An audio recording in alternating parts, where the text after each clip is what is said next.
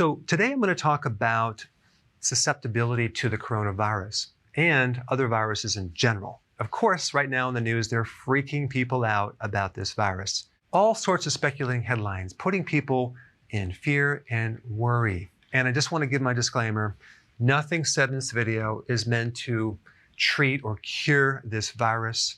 This is purely based on my opinion, and there is some research down below. I'm not going to try to sell you a vitamin or any cure at all. That being said, let's dive into this very interesting topic. Now, did you realize that when someone sneezes, about 20,000 little droplets containing viruses are projected through the air, and that is the mode of transportation for a virus. A virus does not have wings, it doesn't have legs. It has to be propelled in the air. It has to be contacted and put on your body's surface and somehow invade the body. And certain viruses have targets for certain tissues. So if you can envision the virus like a tennis ball with these little spikes, and these spikes have affinity for different tissues depending on what virus it is. The coronavirus has affinity for the lungs, okay? So it's going to go in the lungs and do its purpose. Now, the Latin word for virus means poison. Now, viruses are everywhere. These biological entities are more abundant than any other entity on this planet. Just 1 liter of seawater contains over 100 billion viruses. So it really has to do with, are you susceptible to the virus? Now, the purpose of a virus is to deliver its DNA or RNA into the host cell, your cell, to be copied so it can actually continue. Now, DNA and RNA are just genetic material. So viruses can't do anything without the host, without you. So they're not really alive, they're not really dead. They have the potential of acting like they're alive and creating a lot of damage. So if we take a look at your cell right here, okay, and the virus, and this is definitely not in the right proportion because viruses are very, very, very tiny. Certain viruses are like 44 times smaller than bacteria. And they go through 5 stages. First one is they attach to your cell wall.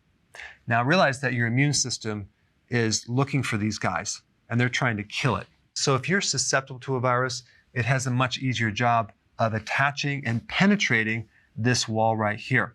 Now, the interesting thing about viruses is some viruses have this envelope around them that they take from your cell membrane, cover themselves, they actually steal it, and they hide so they go underneath the radar, so your immune system cannot find them. So they attach, they penetrate, and then they go into the center part, which is the nucleus. You see, they don't have anything that can read this program. Let's envision you have this little CD, okay? This little round disc, and you're trying to listen to music. You're not going to be able to listen to music without some type of CD player, right? You need something to read it. Well, the virus does not have a reader. It uses your reader.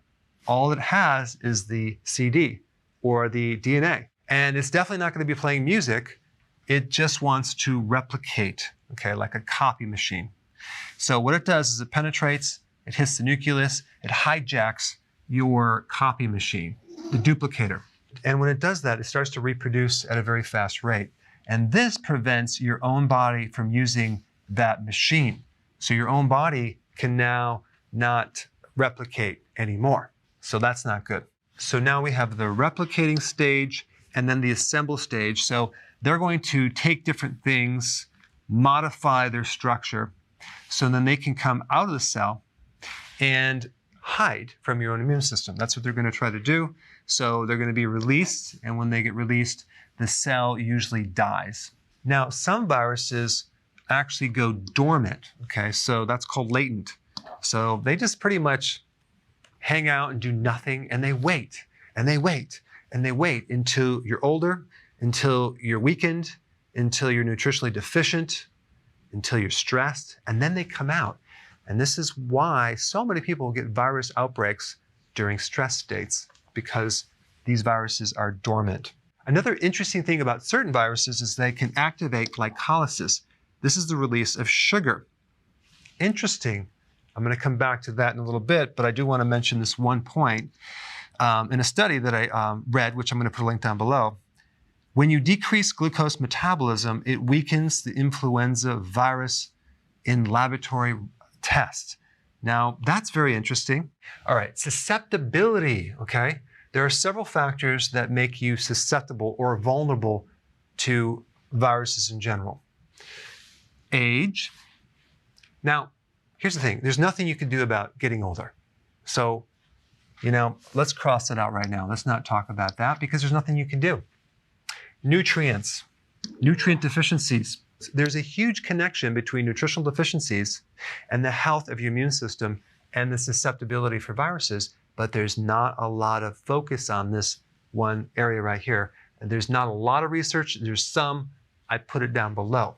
We'll talk about this in a second. Genetics. Well, you can't do much about your genes. You can do a lot about the epigenetics, which involves your environment, stress, nutrition, what you eat, but you're given certain genes, okay? So we're not going to talk about that. All right, number 4, the health of your immune system. If your immune system is weak, you're more vulnerable, more susceptible to getting the virus and having it create more destruction.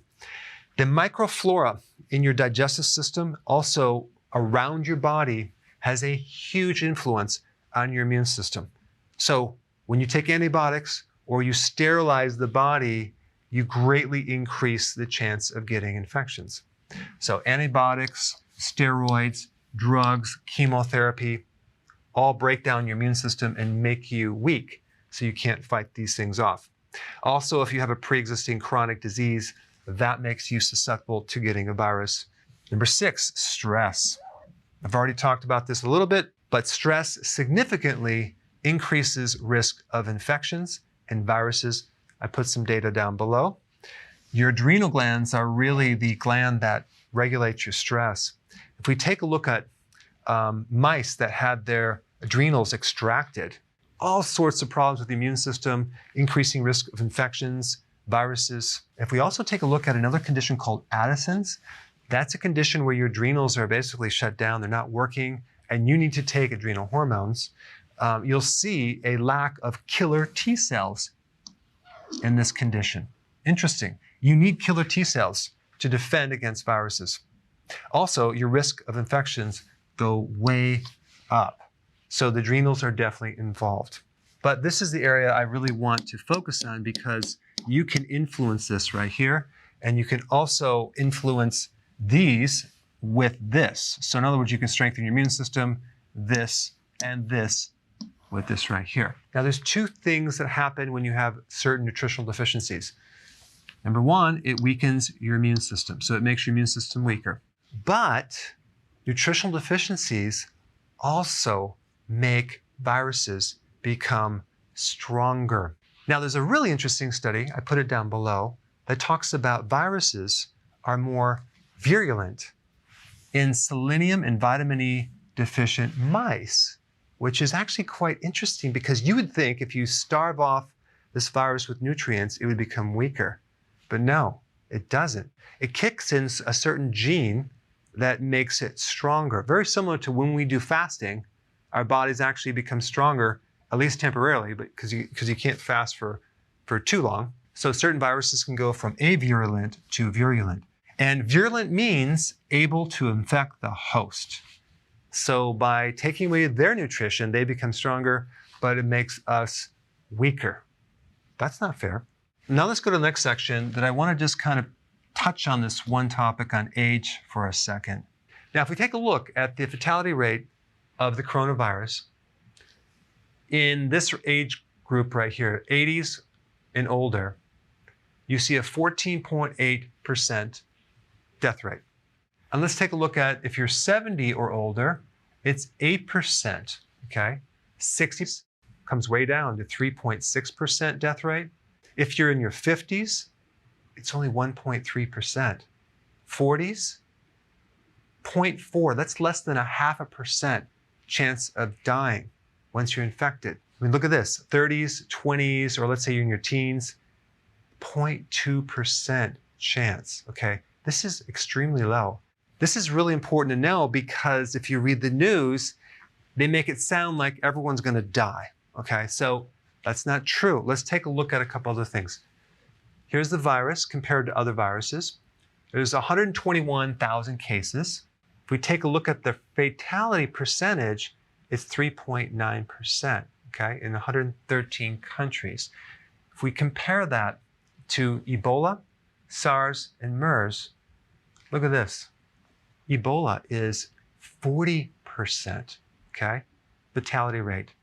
SARS is 9.6%. MERS is 34.4%. So the coronavirus actually has the lowest fatality rate, at least of these four right here. It's just interesting information because sometimes, again, the news distorts things and it makes it sound like everyone's going to die when that's not actually true. It really depends on the strength of the immune system and how strong you can resist it. All right, let's talk about the key nutrients involved in viruses in general. One, vitamin C. That's probably the most important vitamin of all vitamins for viruses. It's a very well-known antiviral nutrient. It decreases the time that you have a cold. It decreases the risk of certain lung infections. It can help decrease the susceptibility of getting an infection in general, and it also can increase the white blood cell. Now, China right now is doing a study on vitamin C in the actual city where the coronavirus originated from. They're giving people 24,000 milligrams of intravenous vitamin C for 7 days. We'll have to see the results on that, but that's actually quite interesting. Viruses in general, when you're infected, deplete your vitamin C. That would make sense as a strategy because if you can decrease the vitamin C, you can decrease the white blood cell. Vitamin C has the tendency to upregulate normal T killer cells. Vitamin C is also necessary to make interferon. And interferon stops viruses by killing the infected cell. So the cell that's been infected with the virus and its closely associated neighbors. So it really will help wipe out viruses. Now, one of the best ways to get vitamin C is through food. And hands down, the food that has the most vitamin C is sauerkraut. Normally, a person needs between 70 and 90 milligrams of vitamin C per day. Certain types of sauerkraut can give you up to 700 milligrams per cup. So that's a really good source. It's also in bell peppers, it's in leafy green vegetables, and it's in a lot of other foods as well. Number two, vitamin E, very, very important in building up your resistance to viruses. Selenium, another really important trace mineral. Zinc, involved in over 200 enzymes, but vital for your immune system. And then, of course, you have vitamin D. Viruses have this interesting strategy to downregulate the vitamin D receptor because apparently somehow it knows that vitamin D is one of the key modulators for the immune system. It helps control it. And this is probably one of the reasons why people get sick in the winter, in the flu, more than during the summer, because the sun will give you vitamin D. As far as getting selenium and zinc, you can get that from fish and seafood. Vitamin E comes from vegetables, nuts, and seeds. Anyway, this is a long video. Thanks for hanging in there. If you have not seen my video on how to strengthen your immune system, I put it up right here. Check it out.